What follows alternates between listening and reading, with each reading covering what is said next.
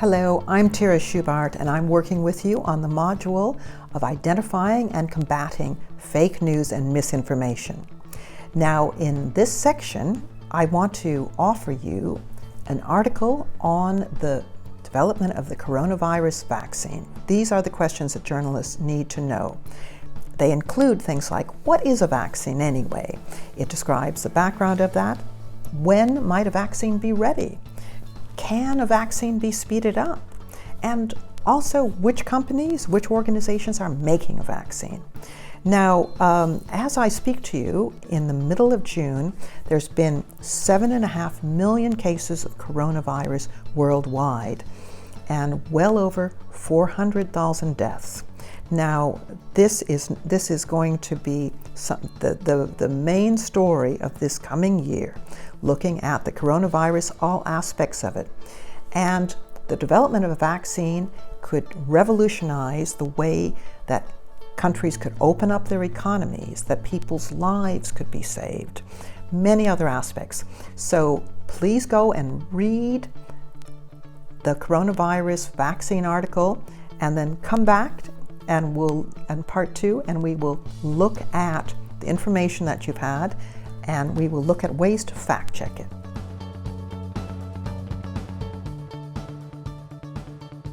Welcome back, and I hope you found the article on the development of the coronavirus vaccine as fascinating as I did. It also contained a lot of very useful background and information that increases our knowledge of the science of developing a vaccine, that helps us broaden our expertise and allows us to have more background and context on the very complex subject that is coronavirus.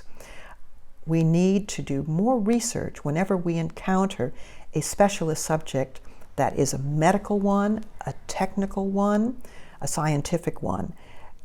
The more knowledge that we have, the better we're able to spot fake news or misinformation, and also it allows us to ask the focused questions that we need to provide good journalism for our audiences.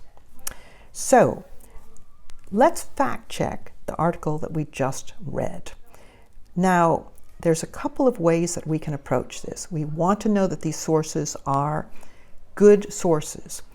First of all, let's start out with the actual journalist who wrote this article. She is bylined at the end of the article, and her name is Megan Multini.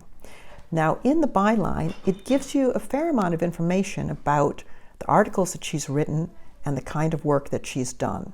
So if you dig into that more, Google it, you'll see that she has, for many years, covered information that was medical, that was scientific, and she seems to have a very strong track record. Number two, what about the publication that this article appears in? Wired. So what we can do is we can take this article and we can run it through the Media Bias Fact Check Service, which is provided by the Poynter organization. Links to this will be found on your information. Now, Poynter is an organization that's been around since the mid-1970s, and you can read about its start, you can read about who funds it, you can read about who is part of it. They're well respected, they deal in media ethics and other aspects of journalism.